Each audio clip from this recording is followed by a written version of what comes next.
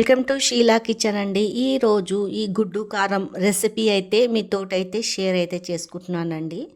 ఇంట్లో ఏం కూరగాయలు లేనప్పుడు ఇలా గుడ్డు కారం చేసుకొని వేడి వేడి అన్నం వెంబడి తింటే చాలా బాగుంటుంది. ఇంకొక ముద్ద ఎక్కువైనా తింటారు. ఇలా చేసుకొని అయితే తింటే దీని ప్రాసెస్ ఎలా చేశానో చూపిస్తానండి. ఇక్కడ వచ్చేసి 2 చెంచాలు అయితే కారం అయితే తీసుకున్నాను. తర్వాత ఎల్లిపాయలండి, ఒక 10-15 ఎల్లిపాయలు తీసుకోవాలా. జీలకర్ర, దీన్ని మిక్సీ అయితే పట్టుకోవాలండి. ప్యాన్ పెట్టుకొని నూనె వేసుకొని జీలకర్ర ఆవాలు పోపు గింజలు అయితే వేసుకోవాలా. తర్వాత 2 ఆనియన్ సన్నగా తరిగింది వేసుకోవాలండి. దీన్ని గోల్డెన్ కలర్లో వచ్చే వరకు అయితే ఫ్రై అయితే చేసేసుకోవాలా. చూడండి, గోల్డెన్ కలర్లో అయితే వచ్చేయాలా. దీంట్లో కొద్దిగా కల్లేమాకు వేసుకున్నానండి. కొద్దిగా ఎండిన మిర్చి కూడా వేసుకోవచ్చు అండి. నేనైతే వేసుకోలేదు. మీకు ఇష్టం ఉంటే ఎండిన మిర్చి కూడా వేసుకోవచ్చు. ఇలా మాడకుండా కొద్దిగా కలుపుతూనే ఉండాలండి గోల్డెన్ కలర్లో వచ్చే వరకు. చూడండి, సిమ్ము వంట మీదనే దాంట్లోనే కొద్దిగా పసుపు వేసుకోవాలండి. ఈ పసుపు అనేది పచ్చి వాసన పోయే వరకు అయితే వేసుకోవాలా.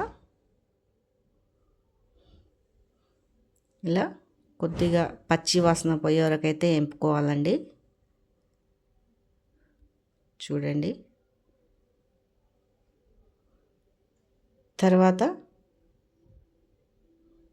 ఈ నూనె ఉంటుంది కదండి, కొద్దిగా అటు ఇటు అనేసి ఉల్లిగడ్డలు నడుమద్దల గుడ్డు అయితే వేసేసుకోవాలండి. చూడండి, నేను ఒక 5 గుడ్లు అయితే తీసేసుకున్నాను. సిమ్ము మంట మీదనే అటు ఇటు తిప్పాలండి ఈ ఎగ్గుని.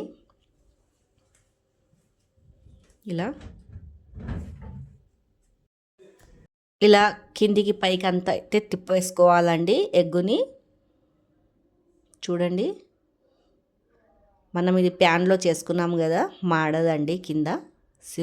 కొద్దిగా సిమ్ము మంట మీద పెట్టుకొని చేసేసుకోవాలా. బిల్లలుగా అలానే వస్తుంది.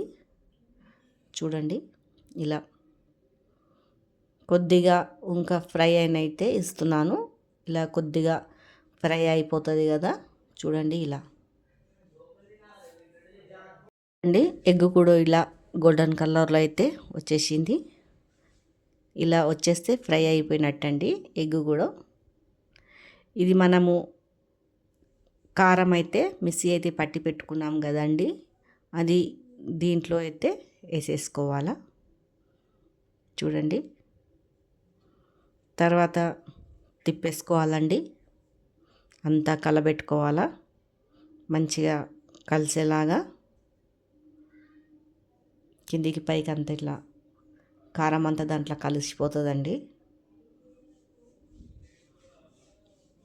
కిందికి పైకి అయితే మొత్తం కలుపుకుంటున్నాను. కొద్దిగా అది కూడా ఫ్రై అవ్వాలండి. మనం కారం అయితే వేసేసుకున్నాం కదా, అది కూడా మంచిగా ఫ్రై అయితే కానియాల. చూడండి, ఇలా తర్వాత మనకి రుచికి సరిపోయేంత సాల్ట్ వేసుకోవాలా. సాల్ట్ వేసుకున్నాక మరొకసారి అయితే తిప్పేసుకుంటున్నాను.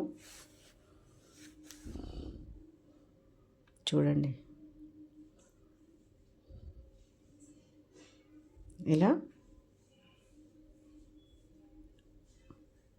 మంచిగా ఫ్రై అయితే అయిపోయిందండి. సన్నగా కొత్తిమీర తరిగింది పైనుంచి వేసేసుకోవాలా. వేడిగా చాలా బాగుంటుందండి అన్నంతో తింటే.